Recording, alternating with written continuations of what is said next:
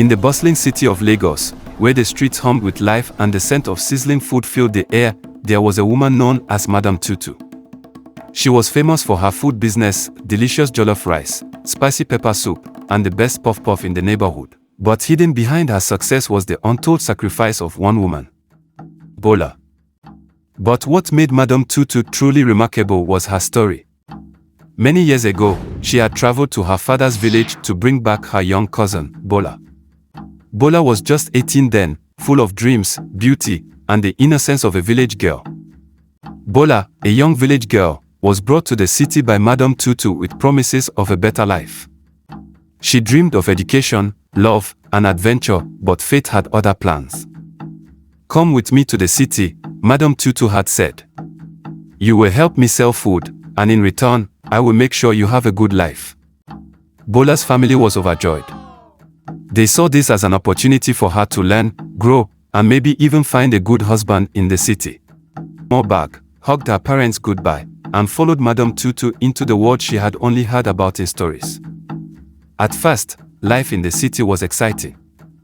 The bright lights, the never-ending movement, the laughter of customers, everything fascinated Bola. She worked tirelessly in the food shop, waking up before dawn to prepare meals, serving customers with a smile, and taking care of Madam Tutu's growing children as though they were her own. But as the years rolled by, something became painfully clear: Bola's life was standing still. No suitors came for her hand. She never had the time to dress up, to go out, to dream of love. Every time someone asked, "Bola, when will you marry?" she would laugh nervously and say, "There is still time." While others moved forward, Bola remained invisible. The children she once cradled in her arms grew tall.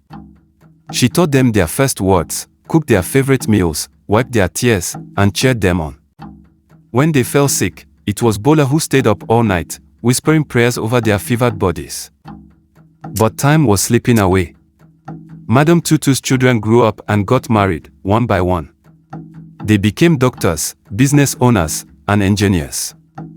They sent money home, showered their mother with gifts, and thanked her for all she had done. Yet, no one asked, "What about Bola?" Then, on Bola's 48th birthday, the village came knocking. Her elder brother, her aunties, even her childhood friend who was now a grandmother, they all arrived at Madam Tutu's home, their faces tight with questions. "We have come for our daughter," her eldest uncle said, his voice as sharp as a knife. Madam Tutu was taken aback. "Your daughter?" "Yes," her brother thundered. "Bola left the village with you as a young girl. You promised to better her life, yet look at her.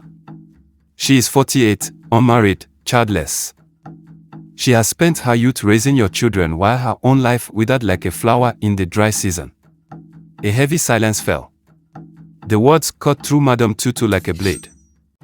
The people of the village turned to Bola. "Pack your things," her brother said. "You have given your life to these people. It is time for you to return home and live for yourself." Bola stood there, her hands trembling. The truth had been spoken. She had given everything, and now she had nothing. No husband, no children, no home of her own. Yet, when she opened her mouth, what she said stunned everyone. "I am not leaving." Gasps filled the room. Her uncle frowned. "Bola, do you not see what has happened? They have used you. You have spent 30 years being a servant in a house that is not yours."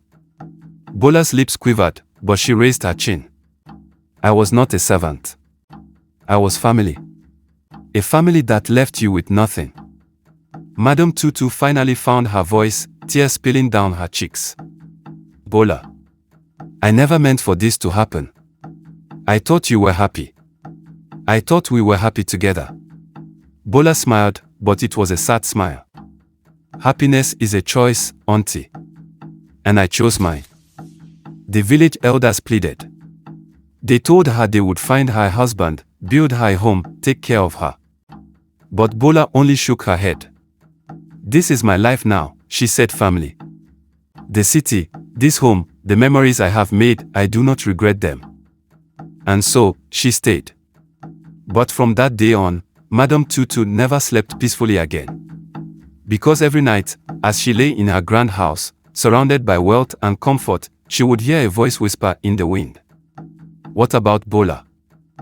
And the guilt would weigh on her, heavier than any riches she had ever earned. Moral of the story: some debts cannot be repaid with money, and some sacrifices go unnoticed until it is too late.